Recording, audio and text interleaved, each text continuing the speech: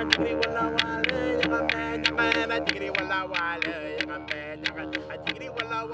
is Cora.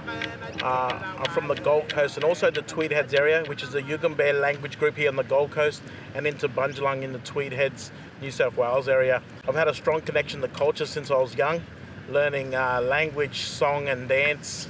A lot of our old people held on to stories and little bits of language here in the Gold Coast and also the Bundjalung Nation.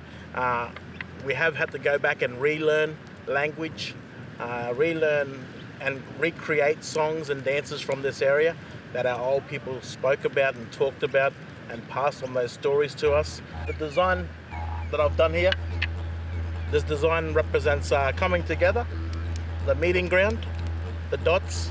Gold Coast was a big meeting area, especially where the airport, Gold Coast Airport is now. It used to be a big camping ground where all tribes would come together and meet. We also have down the bottom here, this design here represents the salt water and the rivers and the waterways from the Gold Coast.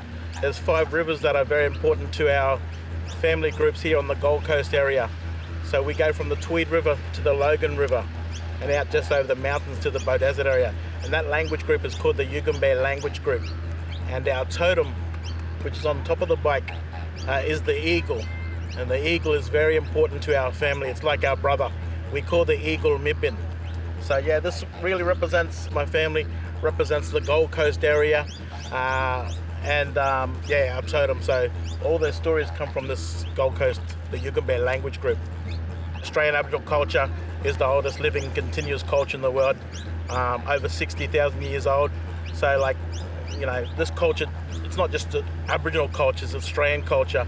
So it belongs to each and every one of us. All the songs, the stories, the designs, it belongs to every Australian.